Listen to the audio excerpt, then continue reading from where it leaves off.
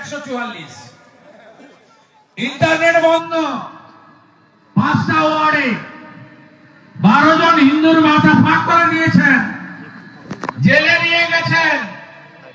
শুধু জিহাদিরা নয়, তার সঙ্গে মমতার রেজিস্টার গুন্ডা, মমতার পুলিশও ওখানে করছে। আপনি আটকাতে পারলেন আমাদের? আমরা আহতদের সঙ্গে মিট করেছি। রামনবমীটা ভালো করে সাইন করতে বলে এসেছি, সব রকম সাহায্য করব। মিথ্যা মামলা করেছেন, জামিন করাবো, যা দরকার করব, যা সহযোগিতা দেওয়া করব। যদি ভেবে থাকেন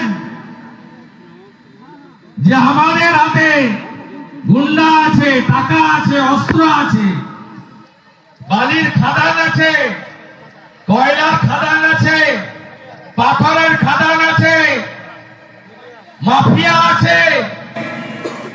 অনুব্রত মণ্ডল জেল থেকে বেরিয়ে এসেছেন, তাই যা খুশি করব, ও জিনিস কিন্তু হবে না। আর বলে এসেছি 163 উঠলে ঝান্ডার সঙ্গে ডান্ডা বেঁধে কাঁচা বাসের লাঠিতে বিজেপির পতাকা লাগিয়ে 10,000 লোক সাঁইথিয়াতে একসঙ্গে হাঁটবো। পারলে হাঁটকে দেখাবেন। এরপরে কিরনারেও যাবো আমরা, লাভপুরে, নানুরে, সেখানেও হামলা হয়েছে দোল পূর্ণিমাতে।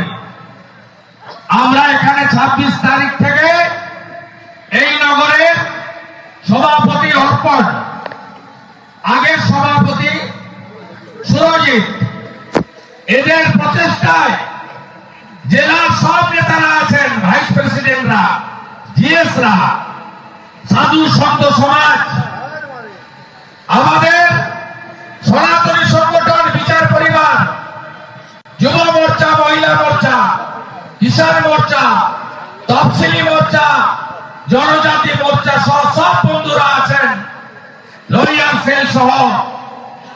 আমরা 26 তারিখ থেকে লড়ছি। কেন? লিফলেটে পড়েছেন তারাপীঠ মহাশ্মশান রক্ষা কমিটির দাবি। জগন্নাথ চট্টোপাধ্যায় আমি বলার আগে বলেছেন যে বৈষ্ণব সমাজ, যারা আমাদের সনাতনী, যারা নিষ্ঠার সঙ্গে পালন করেন শত শত বছরের অতি প্রাচীন একটি সনাতনী প্রক্রিয়া, তাদের সমাধিকে আপনি তুলে ফেলে দিতে চাইছেন। মাননীয় সুকুমার মুখার্জি তাকে মদত করছেন এখানকার এমএলএ, যিনি গত বছর 23 সালে ঘর ধাক্কা খেয়েছিলেন বক্তুইতে, আশিস ব্যানার্জি, এবং তার তোলাবাজ ভাইপো, ওটারও নাম অভিষেক। সাথে তো পুলিশ আছে। রামপুরহাটে শুভেন্দু অধিকারীর বক্তব্য আপনাদের শোনাচ্ছিলাম, কিন্তু এই রামপুরহাটেরই খুব কাছে বগটুই। কই সেই বগটুইতে কিন্তু যাননি শুভেন্দু অধিকারী।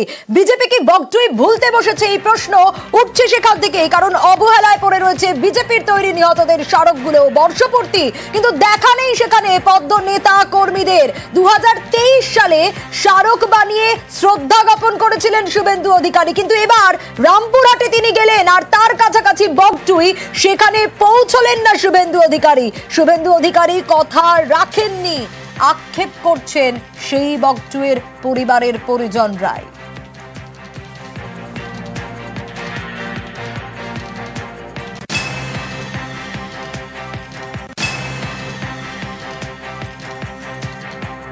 প্রথম বর্ষপূর্তিতে শুভেন্দু এসে বলেছিলেন যে প্রতিবার আমি গ্রামে আসবো, তাদের বাচ্চাদের পড়াশোনার ভরণ পোষণ আমি নেব। সে কি রেখেছে প্রতিশ্রুতি? সেটা ওনাকে যে জিজ্ঞাসা করুন যে উনি রেখেছেন। সুবিধা পাচ্ছেন না, আমরা সুযোগ সুবিধা কেন পাবো? আমাদের যেভাবে প্রতিশ্রুতি দিয়েছিল, প্রথম দিকে যেভাবে দিয়েছিল, তার পরবর্তীকালে সেটা পাওয়া যায়। শুভেন্দু অধিকারী কি কোনো কথা রাখেনি তাহলে? এটা শুভেন্দু অধিকারী যে প্রথম বছর যেটা এসেছিল যা কিছু দেওয়ার সেটা তো আপনারা সবাই দেখেছেন, তারপরে তার কোনো কিছু নেওয়া দেওয়া বা কোনো ধরনের কোনো যোগাযোগ কোনো কিছু নেই।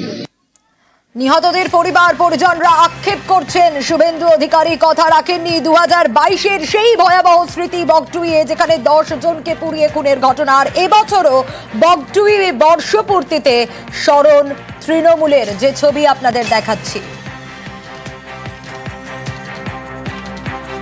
যে ছবি আপনাদের দেখাচ্ছি 2022-এর সেই ভয়াবহ স্মৃতি বগটুইয়ে যেখানে পুড়িয়ে খুন করা হয়েছিল 10 জনকে। আর এবছর দেখা গেল রামপুরহাটে শুভেন্দু অধিকারী পৌঁছলেও তিনি বগটুই পৌঁছলেন না। আর এবছরও বগটুইয়ে বর্ষপূর্তিতে তৃণমূল স্মরণ করছেন, সেই ছবি দেখাচ্ছি আপনাদের।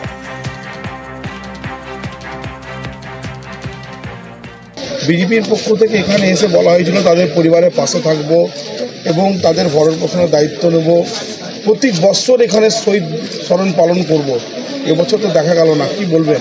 সেটা তো তারাই বলতে পারবেন যে কেন বলেছিলেন আর কেন এলেন না, সেটা তো তাদের ব্যাপার, তারা বলবেন, তারা উত্তর দেবেন। এত কাছে রামপুরহাট শুভেন্দু অধিকারী যাচ্ছে, সেটা তো আমি বলতে পারবো না যে তিনি কোথায় আসছেন, কেন আসছেন, এটা আমারও জানা নেই। আর তিনি আসবেন কি না সেটা তো আমাকে জিজ্ঞাসা করে হবে না।